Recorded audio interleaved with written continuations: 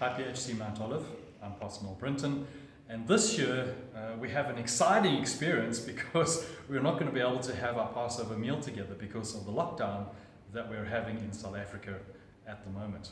And so what I thought that I'd do is just take you through the process of the Passover, because what I'd like you to do is have your own Passover meal with your family at home, because that's where we're supposed to be. And so I just thought what I would do is take you through some of the things that you're going to need for Passover so that you can go ahead and get them before the lockdown starts on Thursday night at midnight. Because by Friday we're not going to be able to go out unless it is a necessity. So you need to make a choice. So I thought what we would do is get this done now so that we can just help you through the process and put you in the picture of how Passover is celebrated. To do that, what I'm going to be doing is sending you this Haggadah. This will give you the full explanation of what you need to do, what needs to be said, and all the processes that need to go through. So this is going to explain everything that you need to. And I will photocopy this for you, send it through, and you'll be able to get this and read it through on the night.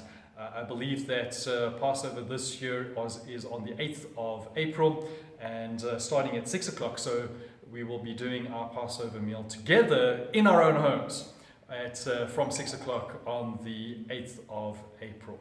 And so this is the Haggadah. I'll be sending this through to you. You can basically read through it just to know exactly what needs to be done. But some of the things that you are going to need to do your Passover meal or your Passover Seder are these items, starting with 2 candlesticks.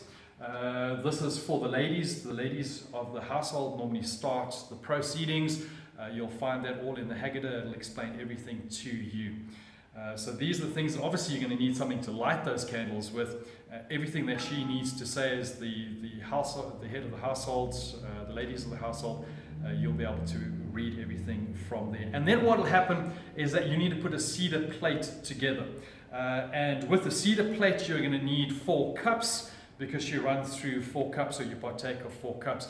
You don't necessarily have to have 4 cups, although it's nice to have 4 cups. You can just have 1 cup and then just fill it up every time with grape juice as and you need it. Here we normally have our cups that we need for a family, but obviously if you don't have something like that, then just a normal cup will make do.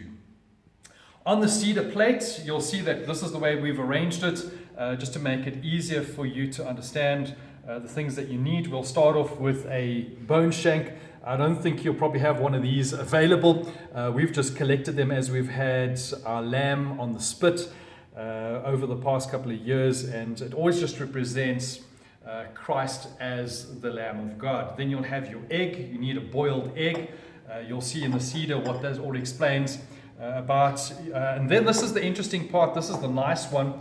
It is a combination of honey, apple, and ground up nuts.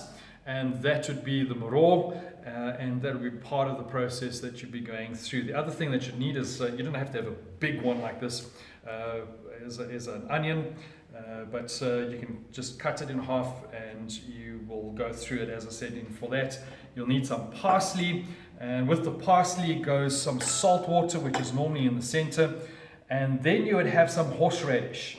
Most of these things we'll be using in the Seder. We'll be partaking of it, eating it as we go through the Seder. So these are the things that you need to basically get together. Are available at the moment. I think these items are some of the items that are not so popular at the moment, seeing as toilet paper and milk and those things are seeming to be the most important at this point.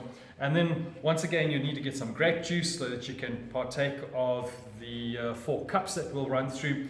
And everything that needs to be done runs around our matzah.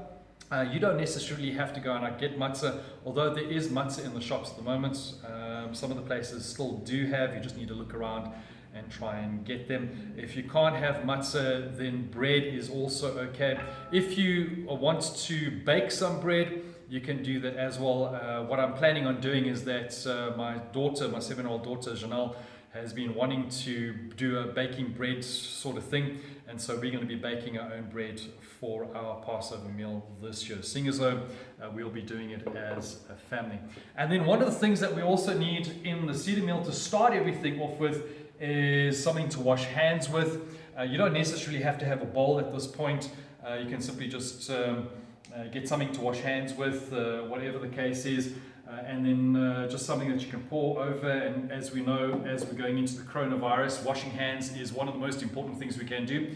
You don't necessarily have to wash hands in the bowl. Let the water run over your hands and wash that.